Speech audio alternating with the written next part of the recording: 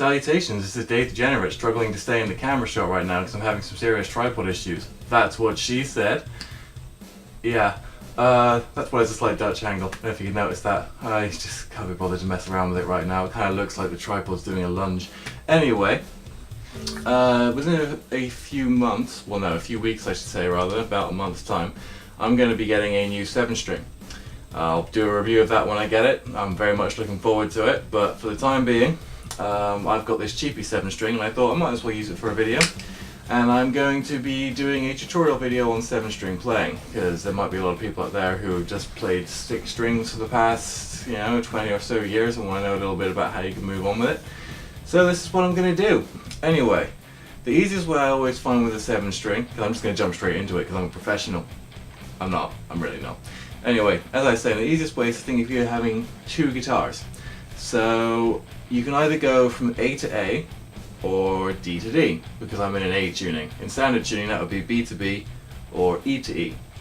So if you ignore the highest string, you can be doing stuff just like a standard scale. I will take the blues scale for instance. Sounds a little bit off because obviously the G string is going to be tuned differently. But you can do that way, or you can just ignore the 7th string and just go. But the thing to remember that the notes in that scale will be the same as the notes on the 2nd string on the 7th, because they're tuned to the same note, just as how the 6th string and the 1st string are tuned to the same note. See? I thought about that for a second there. So you can actually translate those notes from the scale onto the 7th string. So on a blues scale, pretend I didn't mess that up. You go from the 3rd to the 6th. So you would do the same thing on the 7th string. So.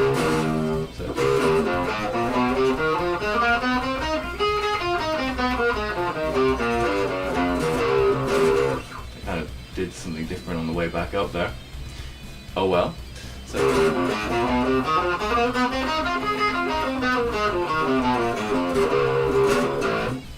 So yeah, you can do that. Or if we take an A major scale, then what you would normally be getting is, if the whole scale was,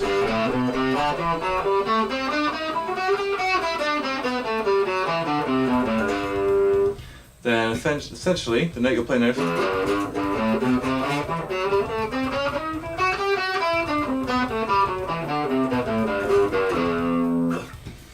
If you can imagine I was doing that right.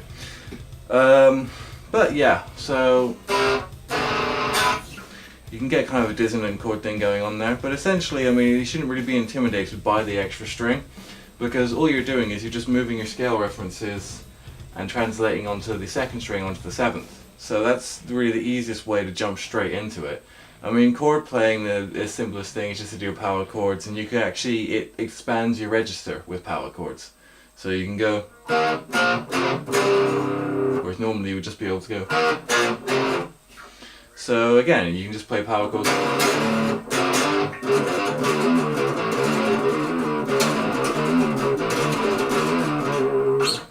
So again, there's that kind of way of looking at it. You can kind of just sort of, if you ignore that, then you can just treat these as your little chord strings.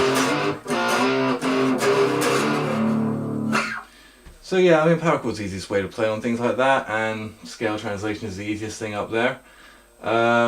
There's not really a lot else that I can say about it really. I mean, it's one of those things that you kind of, once you've gotten the hang of how to adapt scales to it, and once you've got the hang of how to play some chords to it, then it's just a case of rewiring your brain to adjust for that extra string, and you only do that by just sitting down and just, riffing out.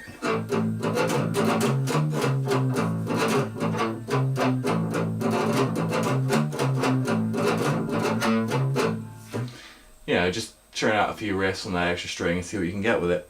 So anyway, that's a quick little tutorial for now, and hope you enjoyed that, and I'll do something else next week, because yay, music stuff. Enjoy. Yay.